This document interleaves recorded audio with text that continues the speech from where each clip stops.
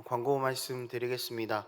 사회적 거리두기 2.5단계 격상에 따라 12월 8일 화요일부터 3주간 모든 예배를 온라인으로 드립니다. 12월 8일 화요일 내일부터입니다. 모든 예배를 온라인으로 3주간 드립니다. 유튜브를 통해서 각자 삶의 자리에서 예배에 힘써 주시기를 부탁드립니다. 함께 말씀 보겠습니다. 오늘 함께 보실 말씀 역대하 28장 16절에서 27절까지 말씀입니다. 역대하 28장 16절에서 27절까지 말씀입니다.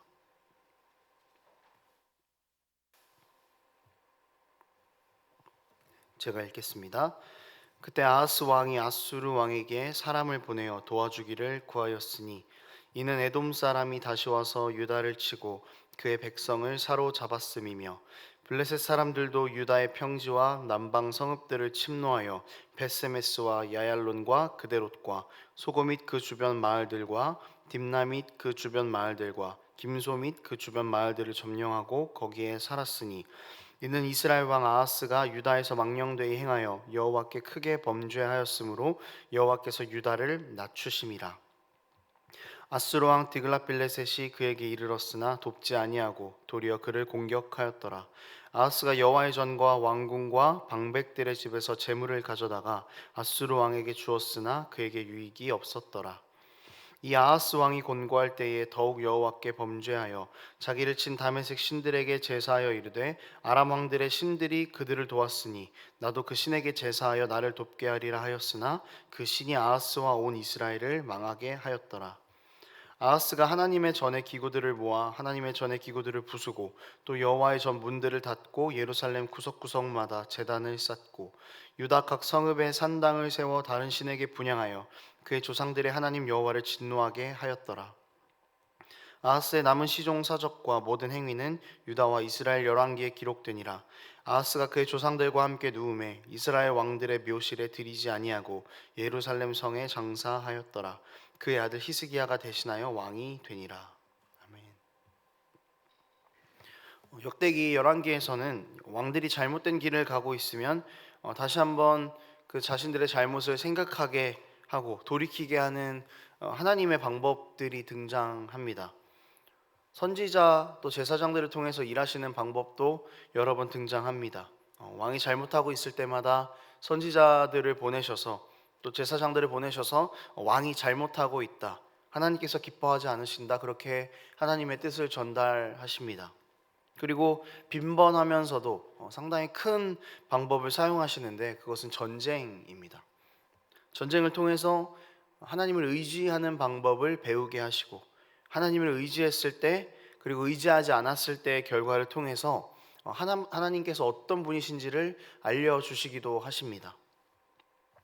하나님께서 사용하시는 이런 방법들에 대해서 반응하여 또 회개하고 돌아온다면 죄를 용서받고 다시 하나님께 나올 수 있게 되는 것이지만 그렇지 못할 때에는 반드시 자기 행위에 책임을 지게 마련입니다.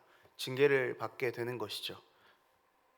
하나님께서도 우리 삶에 여러 방식들로 일하십니다. 가장 중요한 것은 말씀을 통해서 우리 삶 가운데 일하시고 또 우리 환경을 통해서 일하시며 우리가 하나님의 백성으로 살아가기를 원하시고 계속적으로 우리를 하나님 백성의 길로 부르고 계십니다.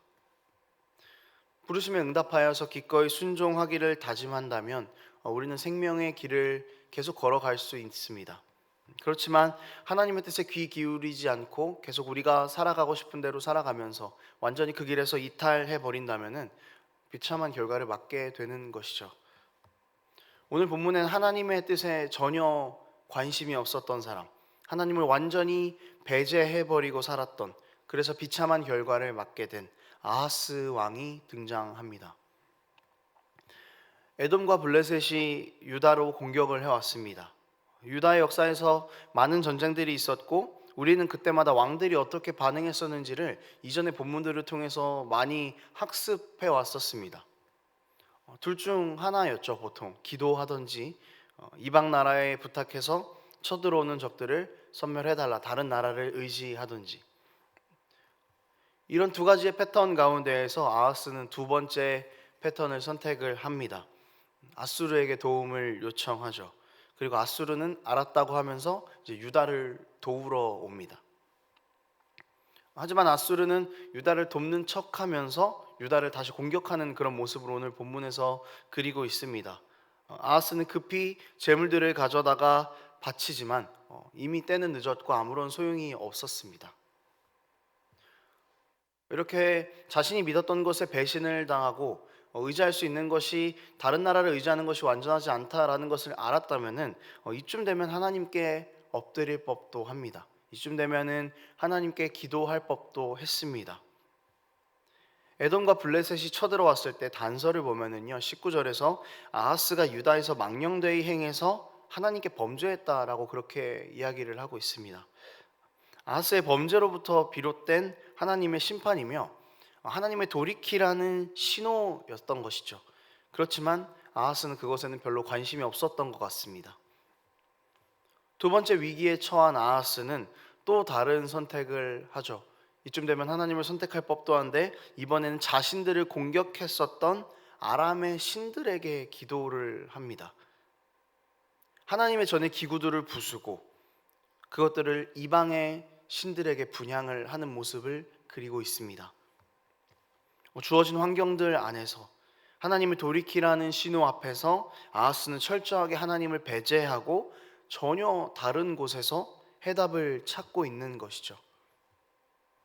그래서 성경은 아하스를 이스라엘 왕이라고 표현하고 있습니다. 남유다 북이스라엘이 조금 헷갈리기는 하지만 아하스는 엄연히 남유다의 왕이죠. 하나님 나라의 언약을 상속해 나갈 다윗 계통의 후손인 겁니다. 그렇지만 남유다의 사람답게 행하지 못했던 아하스, 하나님을 모르고 자기 멋대로 살아가던 북이스라엘 사람과 같은 취급을 받게 된 것이죠. 하나님 나라 상속을 받은 사람들이 세상의 사람들이라고 불리는 것과 똑같은 그런 취급을 받고 있는 것입니다. 이것은 단순한 호칭의 문제가 아닙니다. 하나님의 사람이 아니라는 것이죠. 이 자체가 가지고 오는 비참함이 문제가 되는 것입니다. 하나님의 사람일 때에는 생명이 약속되지만 하나님의 사람이 아닐 때에는 생명이 없다라는 것을 우리는 알고 있죠. 하나님의 사람이어야만 했지만 세상의 사람처럼 하나님을 배제하고 살았던 아하스는 이스라엘의 왕들의 묘실에 들어가지 못함으로 그의 생을 마감을 합니다. 어떤 것이 문제였을까요? 돌이키지 못한 것이 문제였던 것입니다. 끊임없이 환경을 통해서 말씀하셨음에도 불구하고 하나님의 뜻에는 관심이 없었다, 돌이키지 않았다는 것에 문제가 있었던 것이죠. 19절 본문을 계속해서 보면은요 하나님께서 유다가 범죄하였으므로 낮추셨다라고 이야기하고 있습니다. 반복되는 이 범죄라는 표현은요 22절에서도 나오는데요, 본문을 통해서 본다면 범죄는 결국에는 하나님 외에 다른 것을 의지했다, 하나님 명령에 순종하지 않았다는 것입니다. 하나님 앞에 엎드리기보다 이방에 엎드리는 것을 더 사랑했고 하나님께 바르게 제사하는 것보다 하나님의 것들을 부수고 그것들로 이방신들에게 분향하고 하나님이 있으셔야 할 그 자리에 이방신을 둔 범죄, 이것이 철저한 불순종이고 이것이 범죄라는 것입니다. 그러나 이것을 좀 반대로 이야기하자면은 하나님 앞에서 바로 행했을 때에는 높이시겠다라는 말이 되는 것이죠. 비록 범죄했지만 하나님의 말씀에 순종할 때 하나님 앞에서 바로 행했을 때 다시 높아진다라는 겁니다.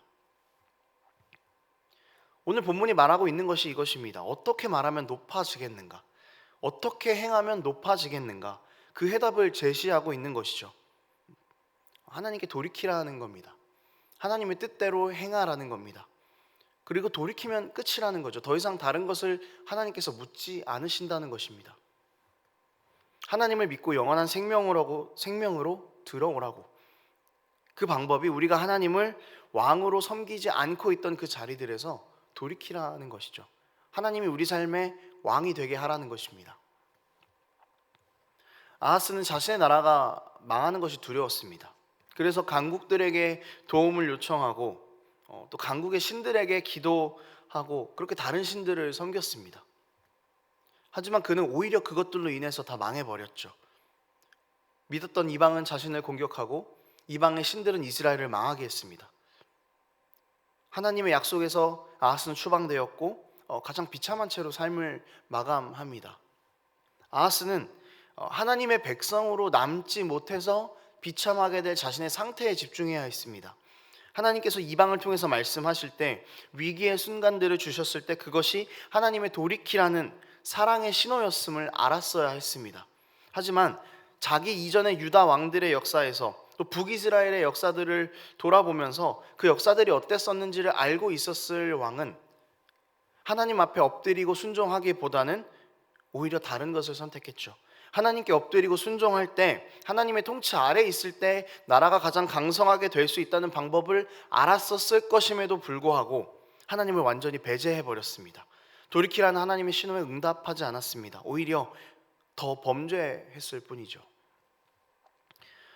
여러분, 하나님께서 좀 이렇게 심판이 담긴 이야기들을 성경에 담으신 이유가 뭘까 생각해 보면은요, 이렇게 살지 말라고 우리한테 이런 본문을 주신 것 같아요. 잠깐 좀 멈춰보라고. 지금 네가 행하고 있는 그 행동과 생각들이 바르지 않은 것 같다고 우리에게 보여주시는 것 같습니다. 우리에게 하나님께서 답지를 제시해 주시는 겁니다.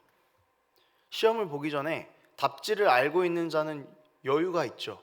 그대로 쓰기만 하면 되는데 하나님께서 그 답지를 우리에게 주신 것입니다. 네가 가는 길이 어디까지 가야 하는지, 어디서 멈춰야 하는지, 어떻게 돌이켜야 되는지를 우리에게 보여주고 계신다는 거죠. 그래서 인생에서 해야 할 선택의 순간에 하나님을 의지하는 것이 해답이라고, 하나님을 의지하는 것이 높아짐이라고, 그것이 강성함이라고, 내가 사랑하는 나의 자녀들인 너희가 그렇게 행했으면 좋겠다고 우리에게 오늘 본문을 주신 것 같습니다. 혹시 너희가 실수하더라도 돌이켜라.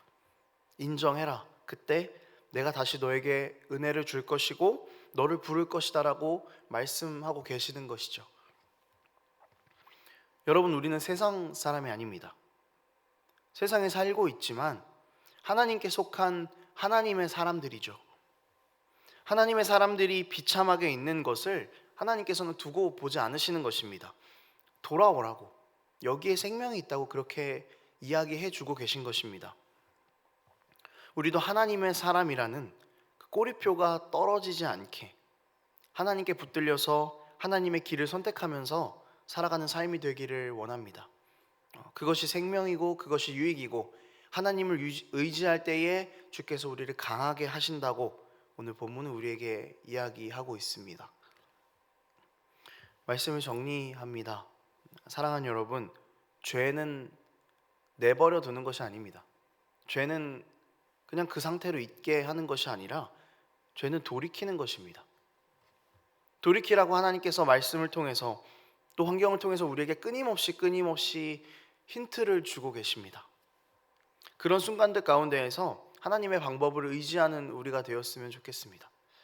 내 생각에 답이 있다고 하는 곳으로 가서 손을 뻗지 말고, 내 생각에 답이 없다고 생각이 들지라도 하나님이 그곳에 계시다면 그곳을 향해서 손을 뻗는 우리가 되기를 원합니다. 아하스가 답이 있다고 생각했던 것들은 칼이 되어서 아하스에게 돌아왔습니다. 그것이 내 삶을 해결해 줄 수 있을 거라고 생각했던 것들이 나에게 칼이 되어서 돌아왔습니다. 우리 생각에 답이 있다고 우리 결정대로 내리고 생각한 것들은 우상이 되어서 우리에게 세상 사람이라는 꼬리표를 가지고 돌아올 것입니다. 유한한 것들, 생명이 없는 것들에 의지하지 맙시다.